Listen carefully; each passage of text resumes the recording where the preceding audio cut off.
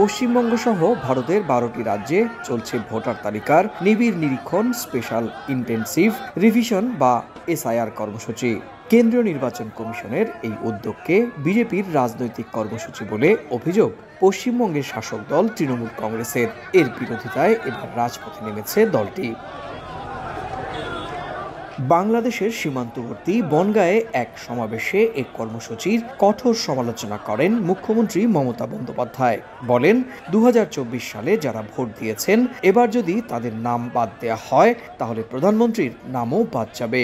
নির্বাচন কমিশন বিজেপির এজেন্ডা বাস্তবায়ন করছে বলে দাবি করে মমতার অভিযোগ, বেছে বেছে কেবল সংখ্যালঘু মুসলমানদের ভোটার তালিকা থেকে বাদ দেওয়া হচ্ছে। যারা আপনারা এখানকার জেনুইন ভোটার, আগে ভোট দিয়েছেন 2024-এও, নরেন্দ্র মোদী প্রধানমন্ত্রী হিসেবে ইলেক্টেড হয়েছে কোন লিস্টে? 24-এর লিস্টে।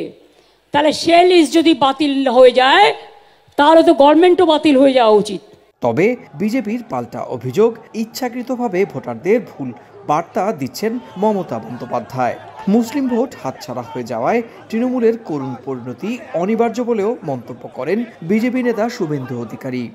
মতুয়া এবং বাংলাদেশ থেকে ধর্মীয় কারণে উৎপীড়িত হয়ে আসা কয়েক কোটি হিন্দু, তারা নরেন্দ্র মোদী ছাড়া, বিজেপি ছাড়া কাউকে চেনে না।